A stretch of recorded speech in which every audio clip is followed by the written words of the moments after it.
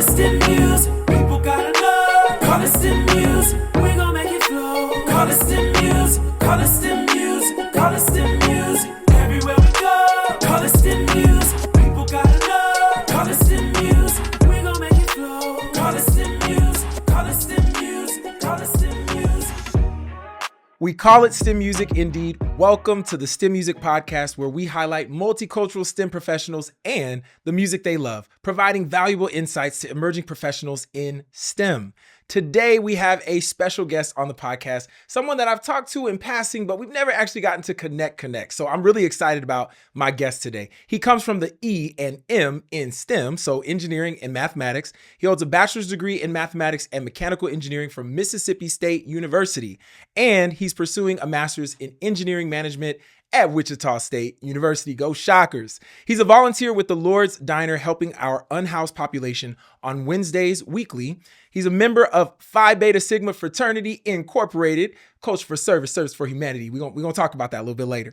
And serves in the community at various events on behalf of his company, and currently has an application for a patent under review.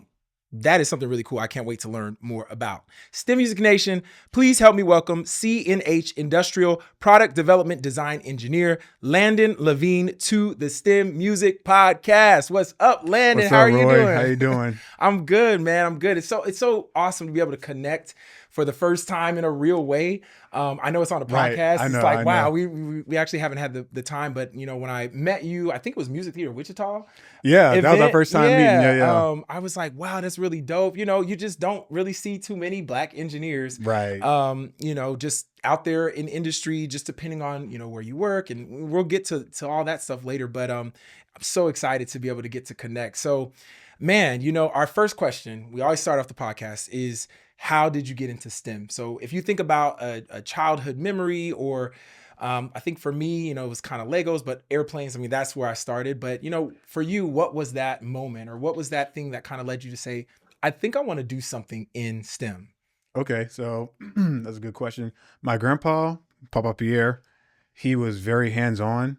So growing up, I'd always hang around him when he was working on his truck. Okay. He had this red truck that he loved, Okay. loved to death. And he would work on it all the time, and I would just go out there and watch him. So I guess that what started my, you know, my like, oh, I can do this too, hands-on thinking. And then it kind of escalated to me putting things together around the house, building things with friends, all type of random things I could get my hands on. That's pretty much what started. And then in school, I know you remember those math sheets where Oh yeah, because you got the multiplication sheets where you got to race to finish.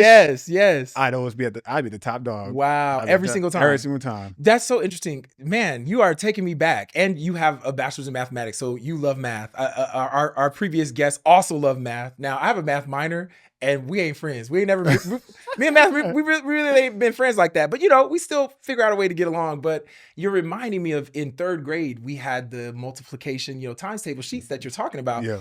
And it was a time test. And if you got the answers perfect for all the different levels, you know, your ones, your twos, your threes, you got, and you got all the way to your 12s, you got a banana split like party. So they hold a party at the end, like each week. And if people, you know, missed a level, then you have to do that level again. Right. Right. So then by the time we got to the 12s, whoever made it, you know, perfectly all the way through, it was like a select few that then got banana. I think I was in the third group of the banana split party. Okay. Cause I was trying to make it through, but that's awesome. So you were kind of really excited about math and being the best and being the top of the class in that. And so what else were you doing that kind of then, as you started, you know, going through middle school and high school, of like, hey, I think I want to do something even deeper, something more with this? Yeah, it's actually kind of funny because in like middle school, high school, growing up, I always knew I wanted to do something hands-on, but my mind wasn't really thinking of engineering. It was actually thinking of being a physical fitness trainer. Okay. And a personal trainer. So, you know, I grew up swimming and running track. And what events did you do in track? I did the 400, the 4x4, the 4x2, and the 200. Oof. Them are some hard events. Yeah, like the 400, I did the 800, which that's a hard event too. But like 4x4 into the track meet, you know, stuff be coming down to like who wins that race. It's always epic. That's awesome. It's my favorite sport. So I love it. And then what'd you do in swimming? So sprinting, I was kind of all around. I kind of stayed away from backstroke, but Okay. I wasn't horrible at it. So, and I had a strong IM, but backstroke What would is be IM, just for all the listeners? Because I okay. So IM is individual medley. medley. Okay. So you do a fly back, breast, and then free, Oof. and that's the relay. But for the the relay you do back, breast, fly, and then freestyle. Okay. So then That's a lot. And I'll be watching during the Olympics. I was just watching the Olympics and them doing that. And I'm like, man, you got to have a lot of stamina, a lot of, laps in the pool. That's Right. cool though that you, Right. this is, we're talking about STEM and all that stuff, but I'm just curious. I think it's really cool to, I don't know how many Black swimmers I've met in my life. So, not many, right. Not So many. I'm just curious, like, we're going to talk about this from a STEM capacity of, working as an engineer, that sort of thing. But like, even in swimming, like what kind of allowed you to say, hey, this is something I want to try and I want to do, and then actually do that and have that experience? Cause that's kind of unique. I'm like, I'm really Right. intrigued by this. This is cool. Right. So, I grew up in New Orleans and not many Black people around that area know how to swim. Okay. But my cousin Jade and Justin, their parents put them in swimming, and I would always go visit them after school. Okay. And one time at practice, they were practicing, and I was just hanging out, and I just jumped in fully clothed and almost drowned. What? Oh my gosh. And I You just jumped in. I just jumped in Because it looked cool to you? Like, yeah, okay. yeah. And I was like, Wow. I bet I can do that. I jumped in, almost drowned. So like at the time I Who couldn't. saved you? So I think there was a lifeguard on duty. Okay, just kind okay. of pulled me because I was close to the edge. Close to the edge, but you just, man, that's Yeah. crazy. I have Yep. a crazy, like I can swim enough to, get to the edge of the pool. Don't throw me in no ocean. Don't throw me in no lake, but I can be in a pool, jump off the diving board, go deep down and, 12 feet. I can do that. Right. Come up, swim, have a good time. But it's funny. I didn't do what you did. Now, Yeah. that was bold and brave. Yeah. But when I was younger, my aunt, she was like, yeah, they need to swim. Like, I think she was telling that to my parents. So they were staying at a hotel. She's like, we're going to take them to the pool. We're going to teach them how to swim. So my cousins already knew how to swim. Mhm. And so that's funny. Cousins, they already knew how to swim. So we're learning. She's teaching us how to float, all this stuff. And I'm catching on a little bit, not perfect, but a little bit. So I started venturing into the deep end. You know how the pool slopes down, Yeah. you can't touch the bottom anymore. So I got to a point where I was able to jump in and then pop up because I figured, I'll come right back up to the surface. Like that's how that works. Mhm. And then I would just, do a little doggy paddle to get back to where my feet could touch the ground. So I jumped in. My brother probably was thinking like you. And he was like, I'm gonna jump in too. And he kind of jumped sideways. And so he missed the part where he would be able to touch the ground, the Mhm. bottom. So when he realized he couldn't touch the bottom, he started panicking, took my head, Started spazzing pushed me under the water, like was holding me under the water. Landon, when I tell you, I was just like blue. I just saw blue everywhere. And I was like, oh my gosh, like, I don't know. I'm like, what is about to happen? And then I remember a big splash and my aunt like pulling us out the water. And then my brother was like, you can't be in the pool the rest of the day. Right. Like this whole thing. So That you're is so bringing back funny. memories. Yeah, That's, yeah. wow. That's really cool. Well, I'm glad that you pursued that and decided to, go through with it and have that experience and represent, and Mhm. show that there are Black people that can swim. And, it's just really kind of important around pools, around water, like if you have some sort of safety. So Yeah. that's really, really good. So, okay, we're talking about sports and swimming and stuff, Right, but right. from the STEM perspective, as you were, going through high school, what kind of made you say, I want to do mechanical engineering or mathematics? Like this is what I actually want to study. Cause you're going through, you talk about the times tables. I'm sure as you're going through science classes and other math classes, you're, gaining experience, but what then kind of makes you turn the corner and say, I want to pursue this in college? Right. So I was in 10th grade and I got offered to kind of like tutor 9th grade and other 10th graders in geometry. Okay. So I did that for a little bit, and sometimes the teacher would step out of class and just kind of let me take over. Whoa. So like real hands-on experience. And in 10th grade. Yeah. So he'd watch me and make sure if I made any mistakes or anything. Yeah. But for the most part, I was really helping people who were struggling in geometry. So I always knew from then on, I was like, okay, I know it's math that I'm going to be doing, but what Wow. else could I do? Yeah. So then senior year, my chemistry teacher was showing us an aerospace video about the Challenger flight in 1986, where they had allowed a teacher to get on board and it didn't make it. Yeah. So after seeing that video, I was like, I'm going to do aerospace because that's just way too cool. And I've always been interested in space as well. So that was just something that stuck with me. So I knew from then on, I was like, I'm not doing personal training. I'm doing math and I'm doing aerospace. So that's why I started my, college career doing. That's really interesting because that is an impactful thing. I remember learning about the Challenger too, and kind of loving airplanes from a very young age. So I kind of had already decided I want to go in this, in that direction. But learning about something like that and kind of feeling like, hey, could I do something to make things better? Exactly. Can I try to design it better? And even for me, I grew up in a family of 5 and we never flew anywhere. And I was always obsessed with flying and like, why can't we fly? Well, it costs an arm and a leg with a family of 5.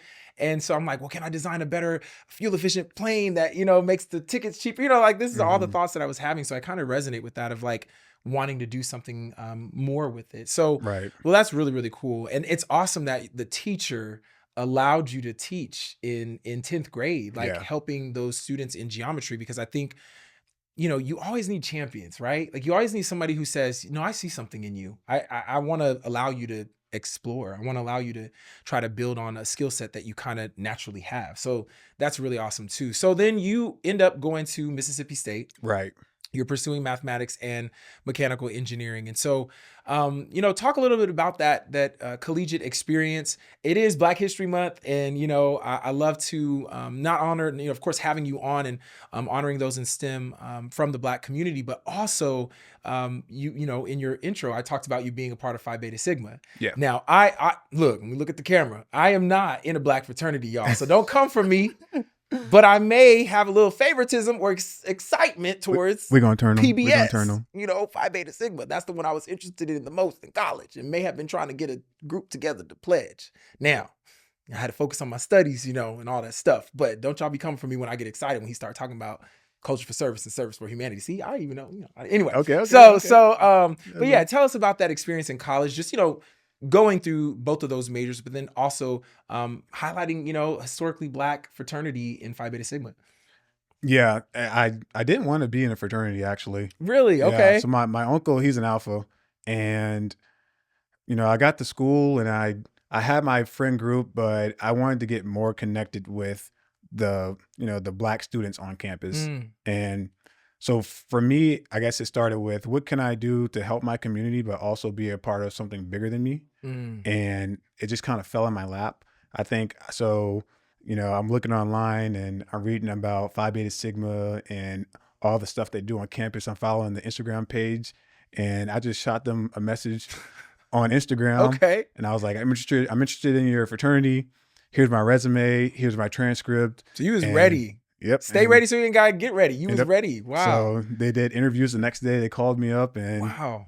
Yep. And the rest is history. The rest is history, yeah. What has it meant for you to be a part of Phi Beta Sigma? And, what are some of the things that you valued in that? Because I know a lot of times, people may see strolling and step shows and all this stuff, but I always think about, people like Dr. King. I always think about, people, Victor Glover, who's an astronaut, who's a Phi Beta Sigma, member, and the amazing things that these organizations do in communities and what they're really about versus maybe what the showy part of it is. So what has it meant, for you in your experience with the organization? It's meant so much to me, honestly. I didn't really think this type of organization would have such a huge impact on my life, but I feel like all the values that my fraternity has brought to me that I've learned in the camaraderie with my line brothers and my chapter, I think that's really emphasized that no matter where you're from, different peers of yours may have a different background. You all can come together to do something that's bigger than you and see eye to eye on situations. And so, just being in the fraternity, it's really strengthened my values as a man, and also, just having a bigger scope of what's in front of you, the bigger challenges as a Black person and what you can do to overcome those challenges as a community. I love that. And that's what I see. Although I'm not in a fraternity, going to church and different things within the Black community here in Wichita. It's funny. Everybody's like, you're an alpha, right? Like people just putting me in fraternities. But to see the work that has been done by, several different organizations, Black fraternities and sororities here in the city of Wichita, man, they make such a big impact. And so, and I love the step shows too, right? Like I love the strolling step, right? Like everyone loves strolling. Like I'm not saying stepping. no to that. No, that's amazing. Right. Actually, we need to move, but like I say, y'all, I get excited. I literally, don't come after me and don't beat me for this. But when I was in college, once I had because I went to information for Kappa and Alpha and all that. And so once it was defunct on the campus of Wichita State at the time. So there was no Phi Beta Sigma active chapter. So, we were trying to pull different students together and figure out how to get it revamped and all that restarted, and working with some alumni who were in the area. And so I started getting really excited about it. So we went to a step show that was at the Orpheum here in Wichita. And at the time, the K-State chapter, I think they're the Delta something chapter of it, but they were like really good in the step show in Kansas. So long story short, they won the step show. I was wearing blue, a blue and white Adidas shirt, blue and white Adidas and jeans. And I may have said a chant in the audience, and my friend who had just crossed, AKA, goodness. She was like, you can't, and she just smacked me like, you can't. And I was like, I'm sorry they won. I'm so excited. Oh, Phi Beta. And it is too happy. Literally, I was like, you about to get smoked in this parking lot for trying to rep a fraternity that you are not in. So that's always a fond memory of mine, and a lesson learned of you're not one of them, but you can appreciate them. So, yeah, for sure. But appreciate you sharing that story, because I think those fraternities, sororities are really important to Black culture. And I love what you said about understanding the struggle, but then being the ones to be active about doing something about it, about making it better for whoever's coming next. So thank you for sharing that. So, of course. So you're journeying through college, and you're probably working on different projects, going through your courses and that sort of thing. And I mentioned in the intro that you are design engineer. First, I'm curious. Okay, so how do you get from Mississippi State to Wichita, Kansas, and then to where you're working, CNH Industrial, and maybe telling us a little bit about what you're doing there? Right. So after college, I kind of took a year off. Okay. So my family is big for me. Big family is everything. So, my grandpa was sick, and my mom, she just moved to Arizona. So I went back to New Orleans, and I stayed with him for a year, making sure that he was straight. That's awesome. Had everything that he needed to be okay. And then, I kind of just took my time applying to jobs. And I knew that Kansas is the air capital of the world. Mm-hmm. So I figured this would be a great spot for me to, kind of get my feet wet. And, my girlfriend's dad, John Rolfe, he was helping me out a lot with contacts, trying to, get me networked with, so-and-so. And, I think CNH just kind of fell in my lap.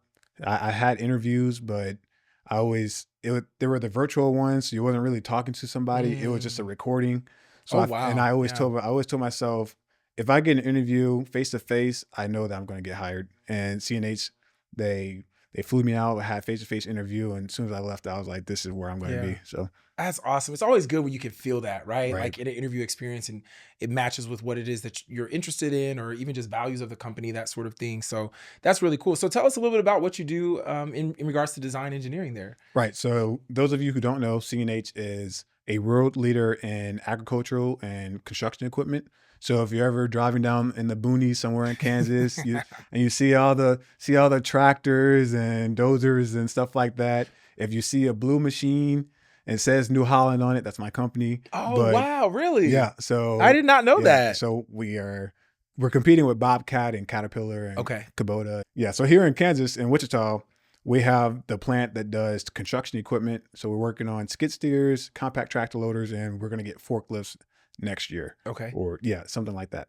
And so at work, I'm working on our new design for our next line of machines, and I'm leading the HVAC profile. So that is what I'm mainly working on now. So anything HVAC related, refrigerant, AC line routings, brackets, condensers, all that. So that's me. That's under my umbrella. And then on top of that, we do warranty claims. Everybody kind of gets assigned warranty. So you get to see new stuff that you don't really know about. Mm-hmm. And then also work on things that you are becoming more of an expert on. That's awesome. Wow. And that's a lot of responsibility, all the different things you Yeah. mentioned. So Yeah. along with the warranty role as well. So that's really awesome though. I mean, you're kind of getting a good view of, the product cycle and, what is all going to eventually be out there. Right. Right. And you get to see your work, which I think working as an engineer myself, like that's always the fulfilling part, Yeah. getting to see stuff that, hey, I know I was a part of this, right? Like I know I was able to add value, not only to the company, but then to people who are using whatever products, that are out there. So that's really cool. Now in your intro, I was talking about the patent. So I don't know how Yeah. much you can say, because I know sometimes that stuff is sensitive, but that's actually like a lifelong goal of mine. I'm like, man, I would love to, have a patent for something. So tell a little bit more about how that process came about for you and maybe where it's at if you can. So we're designing our new line of machines, and we have to check patents to make sure, okay, can I put this bracket 4 millimeters from this corner, or is it patented and I have to move it somewhere else or come up with a different design? So it's more of like a way to stop your competitors from getting close to you. So do you know the time frame or timeline of like when they would say like, okay, like it's been approved? Because I know it's kind of like under review now. Yeah, so the patent's under review. Not sure how long they get back to you, since Okay. it's my first one. Yeah. But I'm excited, man. I'm interested to hear about that. And because I do remember, like you said, like depending on what the design package was, there were some folks in R&D at Spirit Aerosystems that we had that opportunity to, design something new or, come up with some different type of way of doing something and then being able to get a patent for it. And they Right. would always like send out an email like, so-and-so got it. I'm like, this is so cool. So, yeah, and we have incentives at work. oh, I love Yeah, that. so I think it's, you get a patent and they give you $500 or $1,000 and then send you and someone else on a trip to Chicago for a weekend. Come on now. So I'm like- now that's good. So I'm like, let me get this All patent. I'm right. ready Well, to I'll go. be looking for the I love pictures of Chicago. Chicago. Oh, yeah. yeah. I love Chicago too. Yeah, man, that's beautiful city. That's really, really cool. Man, that's awesome. So, oftentimes like young professionals or mid-career professionals get to a point where they're thinking, okay, what is it that I want to do? Do I want to do more technical stuff? Do I want to do management stuff? Especially like in the STEM world or the engineering space in particular. And so you are right now pursuing a master's in engineering management. And so for that, was that something that, you just like, this is something I've always wanted to do since I was in undergrad, or being in the professional world, kind of what led you to that choice and that decision? And maybe what is it that you're wanting to do post getting that master's? Yeah, so I'm a leader. So I want to go out there, and whatever knowledge that I have, that is what I want to share. And I feel like I'm personable enough and I can communicate well with all different types of people.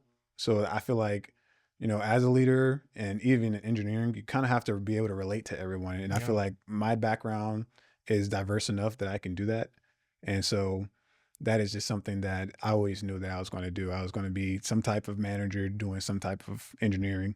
That's awesome. So like connecting those, yeah, because especially, you probably know, right? Like you get into engineering and the communication sometimes of people and trying to, you got all this technical prowess and skill in the room, but trying to get everybody on the same page or getting them to communicate. Like I was definitely in that role in my group, the groups that I was in, just because I'm a natural communicator. Right. And so getting to try to help with their communication efforts to get whatever across, communicated across.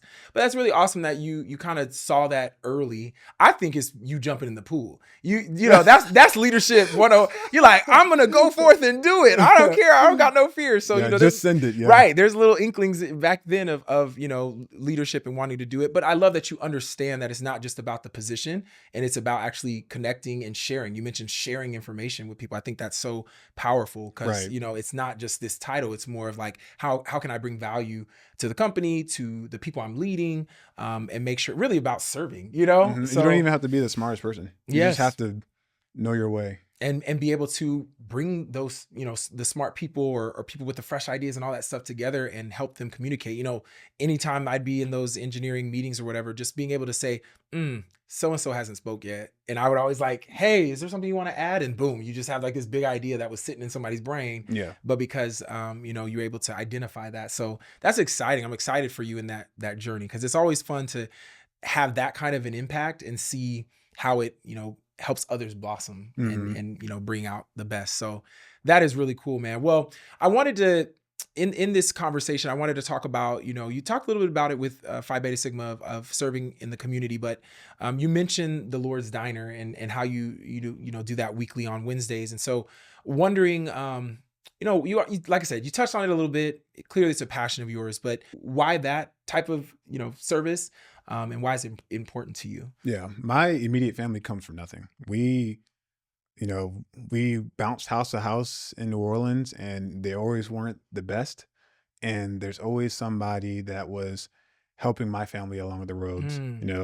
That's Somebody powerful. helped me go to private school for 2 years. Wow. Someone helped me stay on the swim team and pay those bills for me. Wow. So there's always someone that was looking out for my family, and I think it's only right for me to give back to those in need. That's powerful. I love that. And I feel the same way too. I think, when you, like you said, when you have those experiences where, we give out a STEMusic book scholarship every year, 2 to 3 a year, and coming to Wichita State, that's how I got to Wichita, Kansas. After my freshman year of college, I didn't have any more money. I actually had a $4,000 bill, and I was like, I can't ask nobody to pay this bill. Right. Like, I don't know how I'm going to continue in college. And so it was scholarships. And I didn't even know at the time that you could get scholarships after being in college. I was thinking it's over, it's all supposed to be before college, And so that when I started STEMusic, even from the very beginning where we didn't even have funding like that, I was like, I'm going to use some of my engineering money to create this scholarship because I want to make sure to help people, because I felt that same way. That made a difference for me to even get my degree, So it's very powerful that you recognize that and you're willing to say, I'm going to give back and helping out my neighbors. I appreciate that. I appreciate that. Maybe I need to join you on a Wednesday. Make sure they're warm and have food in their bellies. Yes, absolutely. And I know, I can't remember what organization it is, but they bring out shower trucks. I think it's once or twice a month. And so that's a really cool thing. I often see ministries out there, doing that work. And I love it. I love to see them showing up and supporting because, I think sometimes people can view the unhoused population as like, just do better, just pull yourself up by your bootstraps, all this stuff. But as a former pastor of mine, I always used to say, like, we're one day away. Like, we're one day away for something happening and, you being in a similar situation. Of course, people have family and stuff like that, but really it can be that. I mean, thinking about the LA fires, Yeah, those are devastating. It's truly devastating where people lost everything. So you just never know. So that's awesome, man. I really appreciate you giving back. So this has been, first of all, a really cool connecting conversation. Like, I feel like we're getting to know each other. And so in the spirit of continuing to get to know each other, I had asked you about the music. Because, of course, on the STEMusic podcast, we got to talk about some music. So 2 songs that you provided for me. So what I want to do is talk about what my experience was and then why you chose the song. Like, what is it about that song? Oh, you listen to them? Yeah. Oh yeah. That's a part of the podcast. I gotta make sure I'm listening. So the first song was Trance by Metro Boomin. Now, I had to listen a couple times. I said, what's going on in this song? It's too fast for my ears now. Is it me getting old? I don't know. But I put a couple bullet points. It had a chill beat, but then it then changed to a different beat. Like, when the song started, I was listening, and then when that other beat came in, I was like, oh, okay, this is kind of cool. Caught in a trance. I did catch that part at the end. And so, I just think about when you get, involved in different situations, whether it's love or whether it's something else, but you can kind of be caught in a trance of, sometimes when I'm doing a STEMusic concert, I'm just like, me and the kids are just vibing. Like, I'm just having so much energy, and I'm like, oh, we got to go to the next song, or we got to do something else. We got to get out of this segment of the show and do something else. But I'm kind of caught in a trance because I'm just having so much fun. So those are the things that came to my mind. And then I thought the last bullet point was the journey of life and the pursuit of somebody, and what that journey can be. So why did you choose this song? Yeah, that last bullet point hits the nail right on the head. So my girlfriend Evan and I were addicted to this song. So when we first listened to it, I mean, we had it on repeat. We had to listen to it over 500 hours just by itself. So they got the billion streams because of y'all. Yeah, no, for sure. I mean, we love this song, and it reminds me of that time with her. So, I love this song not only because it's vibey, it's chill, and also, it does make you think if you're just listening to it by itself. And so, that song is like probably one of my favorite songs now. I love that. That's what I love about music too. It's so experiential, So whenever you put a song on, it's like, it just brings you back to that moment of when you heard it first, or whatever event you were at, or whatever amazing thing, or how it makes you feel about a person. You know, I love music. I love that. So the next one actually like plays into that too. Casio by Jungle. So I had never heard of that song or that artist Really? at all. Really? So that's one thing I love about this podcast is like I get to, you know, be introduced to new music and artists. And it was such an interesting song. Like it was such an interesting listen. And I watched the music video. And so it was like all the like Michael Jackson reference dancing and stuff like that. I was like, this is kind of cool. This is kind of interesting. But the message, oh my gosh, I said, he need to get out of my business. You know, he need to get out of my business from last year. Or 2023, but heartbreak, you know, heartbreak is one of the bullet points. One of the lines, like at the beginning of the chorus, when all your dreams are gone, you're still holding on. And I literally put in parentheses, ouch. Yeah. Because I have been there. Yeah. I have been there. I love the part too, when he said, I know, you know, it's over. Like, I know, you know, but like, let's not, you know, agree on that. Or let's not, we'll put it to the back of our minds and just keep doing whatever. Yes. You know? Yeah, because the next bullet point was don't think that my love is gone, you know? Yeah. Like, oh my gosh, I felt that. And then I just put sonically, it was funky-ish and had a little groove to it. So I appreciated that. But man, from a lived experience, I was like, I feel this song. And at the end of the music video, it said, hey, Julia, call me. I said, oh, that's crazy. So yeah, why did you choose this song? Also, so my girlfriend and I, we love Jungle. And this song is one of my favorite from them. Okay. And I think it just really just fits kind of like, you know, the sound of the music itself just kind of fits my vibe. And then I'm terrified of losing people. And so, you know, I'd be devastated to lose my girlfriend. So I love that. Come on, represent for your girlfriend. Yeah. You said Evan, I love right? you, baby. Yep. All right, okay, shout her out. Yeah, I love that. I love that. Way to represent. No, that's powerful too. And it is hard. It is hard, you know, losing people and that sort of thing. So I definitely can understand the fear of it. But I really appreciated that song. Like I'm going to be listening to it again because I think I don't know, it's just resonated with me so much of like the duality of the human experience, right? How you could be like, in the context of the song, like, oh no, it actually is over at that moment of the song, like the timestamp of the song and the lyrics, but the person does not like feel that way. It doesn't want to acknowledge it. Right. That's such a human thing. Right. Oh man. And it happens all the time. Yes. I feel like everyone's had that experience. Yeah. Sure. So I really appreciated that. That was really cool. So we're sticking on music, and this part of the STEMusic podcast, I really, really love. It is a challenging part of the podcast.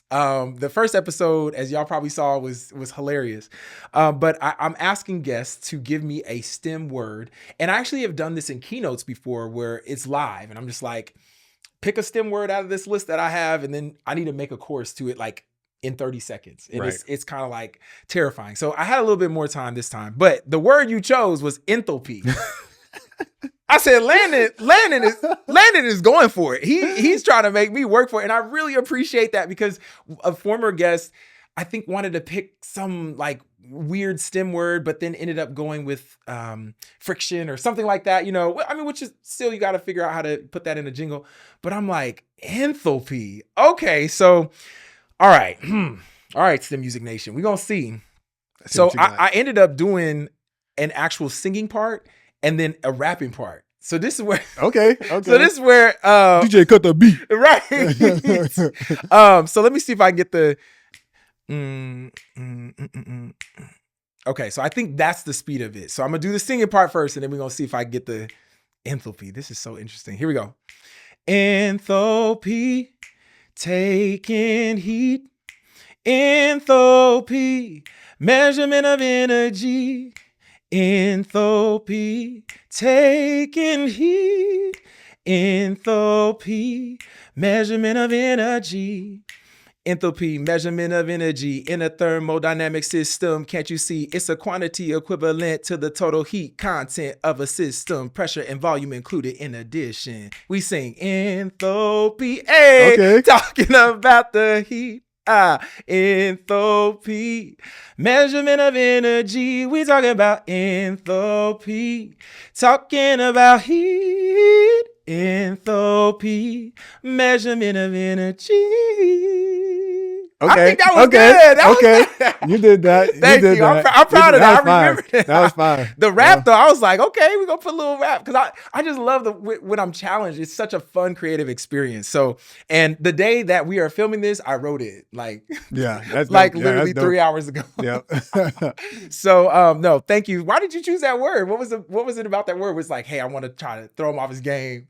I wanted to pick something difficult. I and love then that. Also the measurement of energy. I mean, Yeah, it is cool. It's really, really cool. What are the vibes? And I love that about like STEM music because that's what it's all about. And there's no like you can't run out of STEM topics. You know what I mean? Yeah. So it's so exciting. That was really cool. I really appreciate that. So we actually like come to the end of the podcast, which is crazy. I feel like I learned so much about you. I have so much respect. I know, right? Like where's the time gone? I have so much respect for you. Who knows? You know, if I decide to do grad chapter alumni, you know, I know who I know who I can talk to. Charles I. Brown, you know, I used to know the whole. I'm just saying, I used to know the whole thing. Anyway, let me calm down. I told you I was gonna get excited about PBS. But the final question though is, you know, but let me finish and say, like, I really do appreciate who you are, like getting to know you more in this conversation and having you in our community.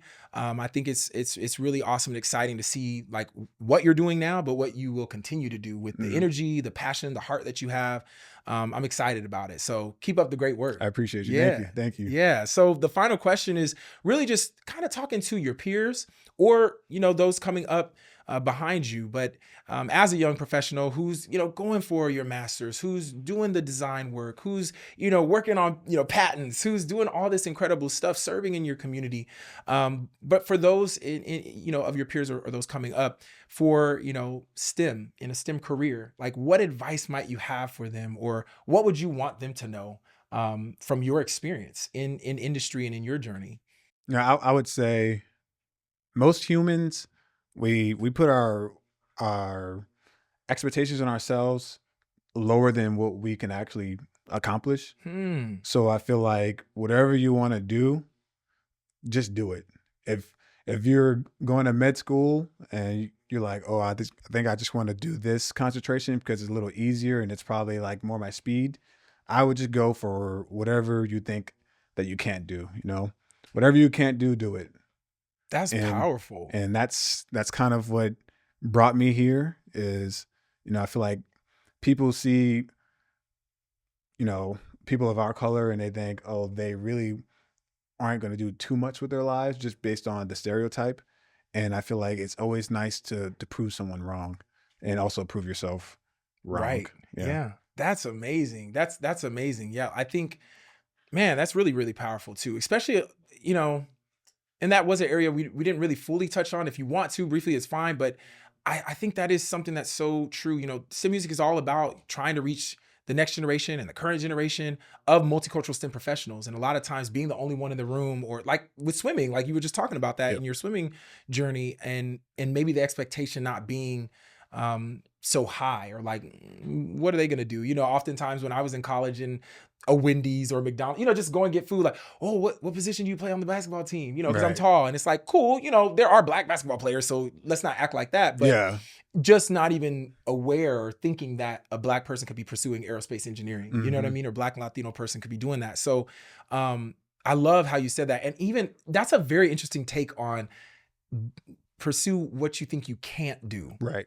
I don't think I've heard that so often. And I really love that because I think it is a challenge. You're actually reminding me right now, like I'm working on a new album. And right before, like earlier today, I was like, the day of filming this, I was saying to myself, why have you not recorded anything? Like just to your point, you just said, just do it. And I remember saying, just turn on the mic and record the chorus. You have it in your head. You already know how you want it to sound, stack the vocals. And so I did, you know, but I was thinking to myself, it's taking you like a week and a half to do that. You know, like, like, cause you're, oh, I'm busy, or I just don't feel like I have time, or I don't know if I'm going to sound like, just do what you think you can't do. And you'll be surprised, you know, how much you can do. But yeah, if you want to touch on just a little bit as we bring this to a close, like what has the journey been like being a Black engineer, proving people, you know, that were thinking maybe, oh, I don't know what this, if you kind of run into stuff like that, and what has been the perseverance journey for you in that? Again, I think I would go back to swimming. I was the only Black person on the team. Yeah. And also when I first started, I was the worst. So, you know, at the time I had a really old fashioned swim coach. I mean, he served in Vietnam. That's how old he was. And I remember this day in particular, I was swimming and we were doing some kick work and I was doing so bad. I mean, I was getting lapped.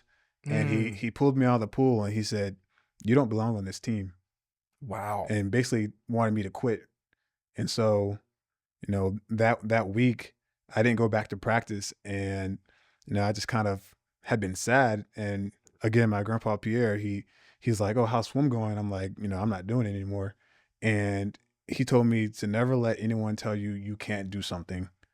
And if this is something that you want to do, you just have to work hard, and sometimes harder than other people, to get where they're at. And you know, that hit me hard as a, you know, I was like 7, 6, Wow. and it's kind of stuck with me throughout my whole life. And so, you know, I went back to swimming. I went to the Junior Olympics, and Come on. you know, I, you know, got recruited for college, and that's something that kind of dragged on also with engineering. So in college, especially in aerospace, there was only me, my friend Joey, and it was like 4 of us. Yeah. And, you know, in aerospace, they're like, "Oh, you might start off with 500 people in your class, but by the end of it, you're only going to have 65. Look to the left, look to the right. Yep. So again, it was a challenge for me. Like, people looking at you as being, you know, one of 4 Black people, they're like, "Oh, he's not going to make it." And, you know, I didn't finish in aerospace, but that's just because that's just kind of how college goes. Right. So I still finished in mechanical. Yeah. And, you know, I'm looking, and even on the school website, you can see what your rank is out of however many people.